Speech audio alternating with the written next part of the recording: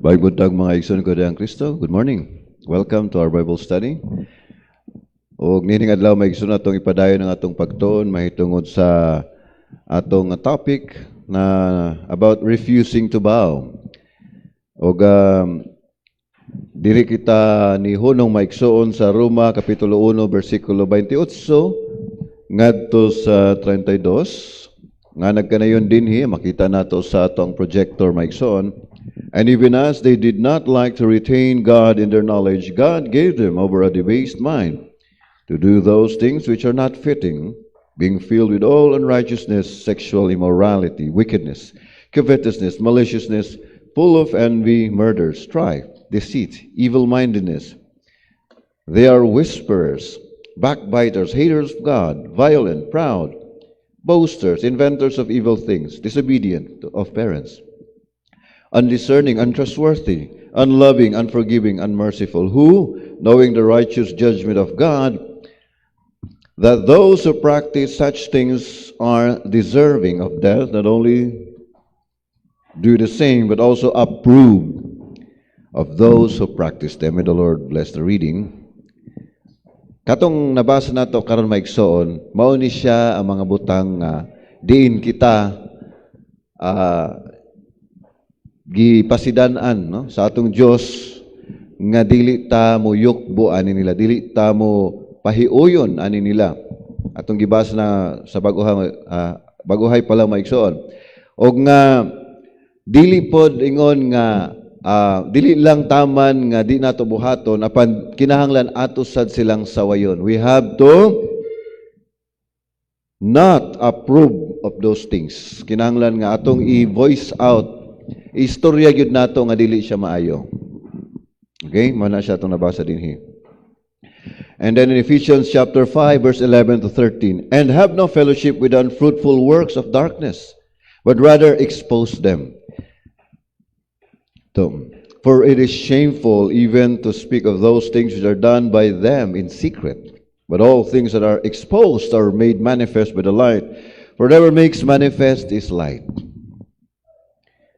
O gatong mahinumduman maigsoon, kita nga mga Kristohanon sumala pa sa Mateo 5, kita mao ang kahayag sa kalibutan. Nga naman, kaya ang kalibutan kung maigsoon, napuno kini, naputos kini sa kangit-ngit, no? Darkness.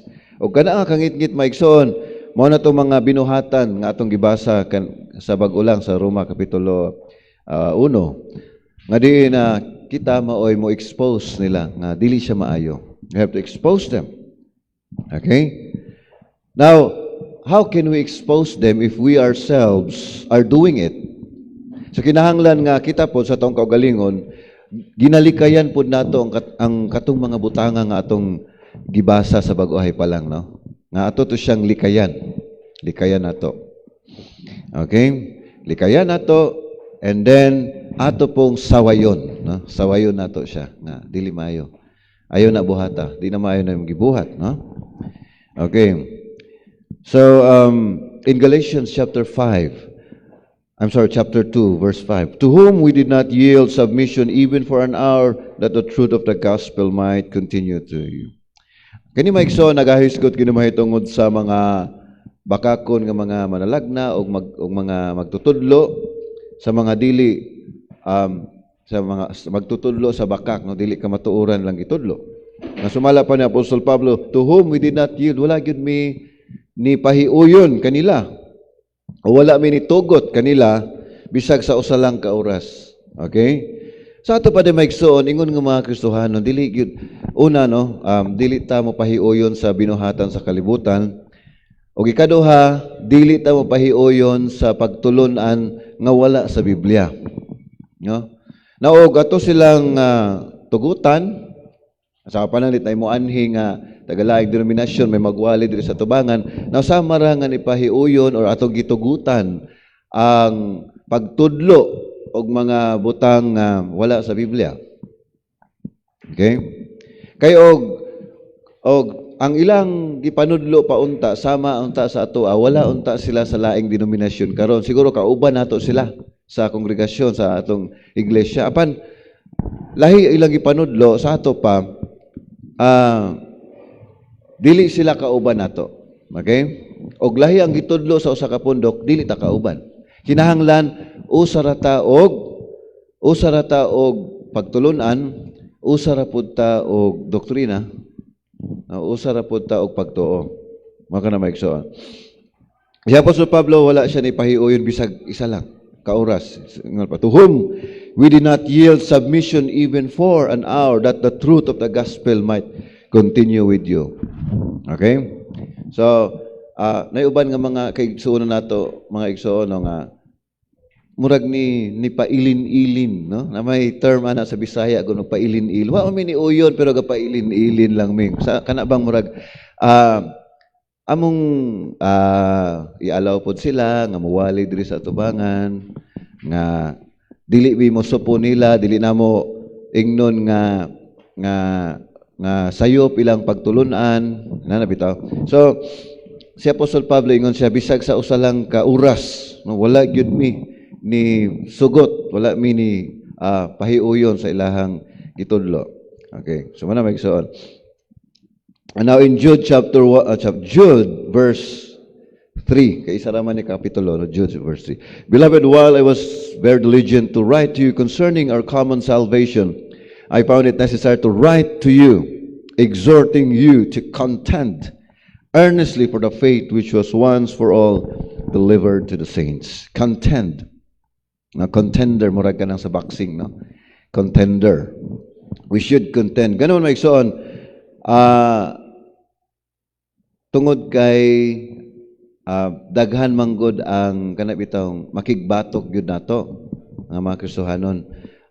Wala manggod ta na himong Kristohanon sa usa ka dapit nga tanan maayo, tanan mutuo, tanan Diosnon, no? Naata sa kalibutan karon nga ingon pa sa Binisaya, madanlog nga kalibutan. Sa to pa, og dili ka makigbatok, madala gyud ka, no? Madala ka sa ilahang mga pagtintal, madala ka sa ilang mga dili maayong binuhatan, madala ka sa ilahang pagtulunan nga wala sa Biblia.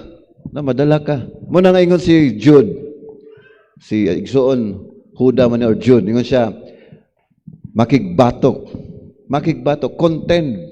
Maigsoon.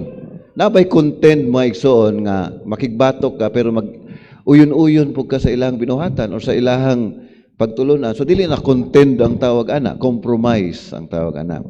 Ingon siya din ni Maigsoon, contend, fight, no? Fight the good fight of faith. Okay.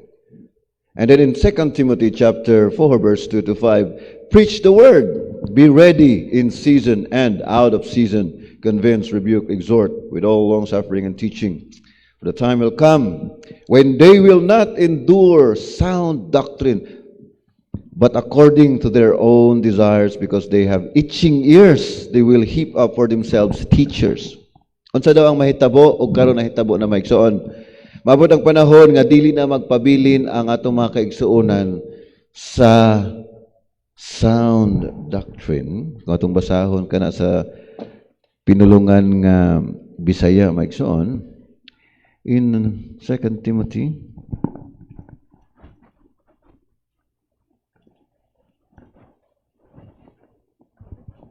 okay, chapter 4, verse 2 to 5. Ngayon siya dinhi. Iwali ang pulong, may kahigayunan ka o wala. Magmadasigon ka niini, himua ang pagpamadlong. Pagpamadlong. Sa ato pa ang Biblia, ang pulong sa Ginoo mamadlong. Mo nang ang ministro po mamadlong. No, ang ebanghelista mamadlong. Mana ay mo ka kasuko, ay mo kalain, ay mo ka hiubos. O unsa ba kana nga feeling, no? Hard feelings.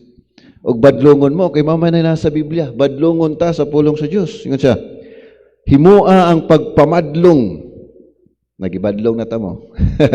Ang pagsaway og ang pagpanambag diha sa tumang pagkamapailobon. Of course, pagpamadlong, pagsaway nga inubanan pud sa pagkamapailobon. Dili pud sa ingon nga kanang pinasingka or singgit-singgit ana. Mapailubon nga pamaagi pero gibadlong, no? Gibadlong gyapon ta. Og sa pagpanudlo, Kay nagpasing-abot ang panahon nga ang mga tao magadumili sa pagpaminaw sa matarong pagtulunan. Sa ato pa di maigsuon, doon na gyud tay ginatawag nga pagtulunan. Doon na tay ginatawag nga doktrina. Dili ta pwede mo ingon nga basta mag-usa lang ta nga ang atong Ginoo si Kristo, mag-usa lang ta nga ang atong ginasimba ang Dios nga usa ka Dios, mag-usa lang ta nga ang atong kaluwasan pinaagi sa kamatayon ni Kristo. Diha lang ta mag-usa, bahala na ta sa atong doktrina. Dili maigsoon. Kay ingon pa natin nga dunay matarong nga doktrina. So, dunay matarong nga doktrina, doon na po'y doktrina nga dili matarong sa ato pa nasambugan, no? Nasambugan, natuis, nadungagan. Pabilin ta sa insakto nga, matarong nga pagtulunan. Ay, doktrina. Ay, magtuon ng uban kayo nga, basta kay mag-usa lang ta kang Kristo, ay di ta maghisgot og doktrina. Apan, kung atong basahan ng Biblia maigso, naghisgot ba yun ang Biblia og doktrina? Nabaya yun na. Okay, so, dili pwede nga ato lang, dili na to pamation. No? Unsay mahitabo sa mga tao sa unahan, ingon siya dinhi nga magdumili sa pagpaminaw sa matarong pagtulunan, hinunua aron sa pagtagbaw sa ilang kaugalingong pangibog. Sa unsang paagi nga ilang tagbawon ilang pagpangibog, kaugalingong pangibog, mao kini. Sila magpaalirong og mga magtutudlo nga makahapuhap kanila sa ilang na nagkatul nga mga dalunggan. Kanang katul nga dalunggan, pasabot ana, nga katul lang iyang ganahan nga madunggan, maura gyud iyang gusto nga iwali sa ministro. Di siya gusto maminaw og wali nga maigo siya, og wali nga masakitan siya, wali nga mabadlong siya, no? Or siguro wali nga kanang balik-balik nga pool, balik-balik, mao na lang pirmi ang ginawali. Mao na magkatol na ilang dalunggan. Magkatol. Gusto sila kanang wa pa nila madunggi sukad nga doktrina. Kana si Brad, kana naman na pirmi yang ginawali. Gusto mi kanang lahi na pod, no? Kana malingaw ta. Munang ingon siya dinhi, nagkatol ilang dalunggan. Nga naman, kay wala na sila, dili sila or gikapoy na sila sa pagpaminaw sa matarong nga pagtulunan. Sound doctrine. Ano siya do? Sound doctrine. Agi doktrina maigsoon. O gusto palandongon nga doon natin maigsoon nga wala na yun nagpabilin sa sound doctrine. Nga naman, nasambugan, nasagulan, nadungagan. No? Ang uban, gito is good ang pagtulunan. So, mo ka na maigsoon nga dili gyud ta muyok buana, refuse to bow. Di ta gibuhat daghang gahimo ana. Well, kita lahi ta, magpalahi ta, no? I refuse to bow to that. Bahala pa siguro og pila na ka generations ang mangagi, no? I hopefully kani mga young people nato, no, sila maoy sila maoy mo barog puli nato. Inigwala na ta sa kalibutan. I hope nga magpabilin sila sa matarong nga doktrina. No? Ato mga kabataan, ato yun ang ampingan, no? Nga dadoon yun nato simbahan, ma-appeal yun sila sa Bible study. Ay, Bible study sa young people dito sa dining hall, no? Si Brad Dennis ang nagkuan. Dennis nga Herrera. And then diripod sa tutorial sa mga kids. No? Sa mga na maigsoon, kinahanglan gyud nga naay mubarog pohon para sa mubarog sa matarong nga doktrina inigwala na ta sa kalibutan. Nga naman, mawala man kita sa kalibutan gyud, no? Labi nagmaabot na ka ng 40 years old, makahuna-una na ka nga. Bitaw, no? Naabot naman ko sa udtong tutok sa akong adla, sa akong kinabuhi. Musugod na kog salop. Okay? Naabot na ko sa udtong tutok. Musalop na kog sugod. Unsang tuiga na abot sa imong kinabuhi? Na iban 30 years old, na iban 40, na iban 50 pa, no? Kusgan pa. Okay. So, but then, kinahanglan na ay mubarog sa kamatuoran, inigwala na ta. So, Amot lang kano katong sa among gipangbilin sa Alabang, not so sure of same ba ang ilahang doctrine gihapon. So muna magsoon. Nga naman kay sumala pa sa giingon sa 2 Timothy chapter 4 verse 2 to 5. Moabot ang panahon ug naabot na gyud nga kapuyan na ang mga magtotoo or napulan na sa pagpaminaw sa matarong doktrina. Okay? O ang ilahang mga dalunggan nangatol o sa kana makadungog sila lahi na pod bag-o no nga wa pa matudlo sukad sa Church of Christ like one covenant. Ang one covenant maigsoon, ang covenant between ni Adam ug Eve ug ang covenant nilang Abraham ug ang covenant ni Moses ug ang covenant nato karon nga mga Kristohanon usa ra daw na ka covenant. Nganong nahimo siyang usa ka covenant, girenew ra siya, murag lisensya, no? Ngagikan sa covenant with sa inilang Adam and Eve sa una katong dito. And then covenant with Abraham, girenew na pod. Covenant with Moses and the Israelites, girenew na pod. Covenant with Christians and us, girenew na pod. Kapila siya girenew, murag lisensya, no? Ang covenant. But then Mike Son, wala nagtudlo ang Biblia ana ang covenant murag lisensya nga girenew, no? Dili daw sa new covenant karon atong gisunod, renewed covenant. Girenew nga covenant. Okay? So Mike Son, usala na sa daghan pa nga mga pagtulon-an nga ganahan maminaw ang mga uban nga gikapoy na sa matarong nga pagtulon-an nangatol lang dalunggan. Gusto mi makadungog og lahi na pod. Siguro unsa na pod nga kita kinahanglan moagi pagka Hudyo. Mobalik ta atong Galacia no nga ang mga magtotoo dito sa Galacia gitudloan sila dito pagbiya ni Pablo kay moagi ra man gud sa Galacia maato na po sa Corinto no. Yang gibiyaan dito tuwa po'y gasunod nga mga Hudyo. Then gitudloan sila nga mao ba? Pero di man mo mahimong Kristohanon o di mo moagi pagka Hudyo. Kinahanglan himuon sa among Hudyo, ayaw mo mahimong Kristohanon. Wa man nagitudlo sa Biblia. Matong giingon ni Apostol Pablo nga, bisan pa kami or anghel gikan sa langit ang magtudlo og lahi nga ebanghelyo. Lahi, ebanghelyo siya pero lahi nga naman. Naigidugang, no? Lahi nga ebanghelyo ipatunglo siya.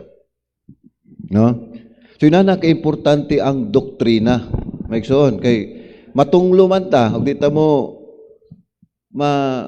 mukuan kanang mupabilin sa doktrina. Okay? So na maigsoon. Dito magpadalaan ng uban nga nalingaw na sila kay nanapod sila na discover nga bag-ong pagtulunan, no? Okay. Now, 2 Timothy ay continuation mga igsoon sa verse 4 yun siya. And they will turn their ears away from the truth and be turned aside to fables. But be watchful in all things, endure afflictions, do the work of an evangelist, fulfill your ministry. Di na sila maminaw sa kamatuoran, kay nalingaw na sila atong bag-ong gitudlo. Nga, kita daw, na ipagtulunan sa uban nga denominasyon nga. Kana daw atong Diyos, tao daw na sa una. Okay? Tao na sa una, and then sa diha nga namatay siya, nahimo siyang Diyos. Kay nakikitawag nila manggod nga celestial wedding. Kana ba daw ang imong asawa aside sa wedding niyo sa kalibutan, mag-wedding pud mo spiritually para inikamatay niyong duha, manghimo mo mga Diyos, then maghimo pud mo inyong kalibutan, maghimo pud mo inyong mga tao nga himuon anang kalibutan. So kitang tanan manghimong Diyos. Di ba nindot sa paminawon nga loyo sa atong kinabuhi mahimo tang Diyos tanan? Oh. Munang uban nga napulaan na paminaw dito ta atong mahimot ang Dios ni kamatay na to. Maghimot atong kalibutan po nga murag Dios ba sa una. So muna maigsoon nga atong bantayan nga dili ta mo pa hiuyon, di ta maminaw ani nila, dili ta mo padayon ug magtudlo sa ingonana no nga pagtulunan. Or nagtudlo ba kaha nga ang ato ang Ginoo dili Dios. Ginoong Kristo, no? Murag bago, murag kaning murag gitikon atong dalunggan nga ganahan ko ana kay atong Ginoo day dili day Dios tao ra day siya, no? So kana no, bag-o siya atong paigdulungog kay atong nadunggan sukad pa sa atong pagkahimong Kristohanon, sukad pa sa atong pagkabata nga atong Ginoong sa Kristo Dios. Mao man atong nadunggan sa una pa. Karon ay nagtudlo nga dili sa Dios, murag bag-o ni. Paminaw ko ani kay bag-o ngano kaha nga dili sa Dios. So mga kana maigsuon nga dunay uban nga dili na maminaw, dito na maminaw sa mga sugilano, no? Fable, singon pa dinhi og ang ilang mga dalunggan ilang ilingiw gikan sa kamatuoran og ipaabong ngadto sa tumo-tumo nga mga sugilanon, tumo-tumo nga sugilanon. But you be watchful in all these things, endure afflictions, do the work of an evangelist. Masaya magod maigsoon, di nato malikayan, no? Or pwede man siya malikayan. Wala lang gipaningkamot sa side sa ministro ba? Siguro sa kapit-os sa kinabuhi, ningkubit sila atong offer nga itudlo ni sa inyo ha, din muhatag mig support. Pero para magpadayon ang support, kinahanglan nga mora po ninyong itudlo sa inyong kongregasyon. Kay makadungog gani mi nga di na ka magtudlo ani or nagpadayon ka ani nila nga dili nato kauban nga Church of Christ. Lahi nga klase na sila. Among putlon ang support. Adi mapugos na lang po sila bisa baya kabalo sila unsay kamatuoran. Pero ilan na lang gipiyong ilang mata, no? Kay ngano man 3 reasons. Pero ayag lantaw ang tulo katudlo kani, no? So man na kalisod usay maigsoon nga ang usa ka kongregasyon dili makasupport sa iyang ministro. Mangita siya paaging mo survive siya. Muna kita pod maigsoon, mabot ang panahon nga siguro, no, sooner or later or along the way nanatay full-time nga preacher atong suportaan ang preacher. Of course, naipaagi ang Biblia ana nga sila makapadayon sa ilang paghatag nato og espirituhanon nga pagkaon. Dayon siya pod mahatag po ta sa iyahang physical nga pagkaon. Ano man na kanang na may panultihon nga buhi-buhi ba? Buhion natong ministro. Buhion pod ta sa pinaagi sa pulong sa Dios, no? Atong espiritu pod yang pakanon, no? Ano po na siya. Okay? So manay uban nga kaigsuon nato nga usahay, no? Nakasabot po ko sa ilahang side nga kinahanglan po sila mo survive. Pero uban gyud kanang ana gyud pod kanang dili sila kontento. Dili sila kontento mo na nga gusto sila dako-dako katang manang modawat sila o kanang support, no, sa gawas nga dili nato igsuon or siguro nasambugan ilang pagtulunan. Okay? So let us always stand in defense of the truth. The Bible being God's complete, sufficient, authoritative, and only revelation to man. 2 Timothy chapter 3, verse 16 to 17. Basta wala sa Biblia, di ta maminaw na, no? Nasila'y ilahang kaugalingong libro. Nasila'y gidungag aside sa Biblia, di ta maminaw na. Kinahanglan gikan na gyud sa bagong tugon. Okay? Of course, bisag gikan sa bagong tugon, di gyapon ta magkumpiyansa nga, no? Gikan tuod sa bagong tugon pero gilahi nila pagpasabot, gituis, no? Di gyapon ta maminaw ana. And then salvation is only in Jesus. Yes. Kita sa Church of Christ, wala ta nagtudlo nga maluwas ta sa atong kaugalingong binuhatan, no? Kay og maluwas pa ta sa atong binuhatan, dili na unta mo ari ang Ginoo para magpalansang sa krus. Kaya raman dahil ninyong anong magpalapdos pa ko, magpalansang pa ko, dayon namatay pa ko, ilubong, ano bitaw? Di na unta ko magantos. Maluwas naman dahil ninyong kaugalingon. So, kay dili man nato maluwas atong kaugalingon, muna ni Anhi siya mo ay naghatag og pamaagi, no? Aron mabayaran imong utang, no? Sa utang gani kinsa may walay utang din Wow, walay mga utang, no? Okay. Ang utang bayaran gyud na siya. Okay? Nagat ko mabasa and I forgot no what verse it is in the Bible nga. Dapat wala daw tayo utang sa atong igsoon. Supposed to be. Mo to siya giingon. I just forgot the verse. Huh? Anyway, di nato mabayron atong utang, ang bayad sa sala kamatayon man gyud mo nang atong Ginoo mo ini anhi aron bayaran to siya. But then aron nga mabayaran to siya kinahanglan nga mudugtong ka sa ang lawas. You have to be joined with Christ. How? By being baptized into Christ. You are joined with Him, and when you are joined with Him, you are washed from your sins. Dili lang sa baptism, every day, every second of your life, you are being cleansed by the blood of our Lord Jesus Christ. Salvation is only in Jesus. Only in Jesus. But then, in order to continue receiving the benefits, the blessings, you have to continually be joined to Christ.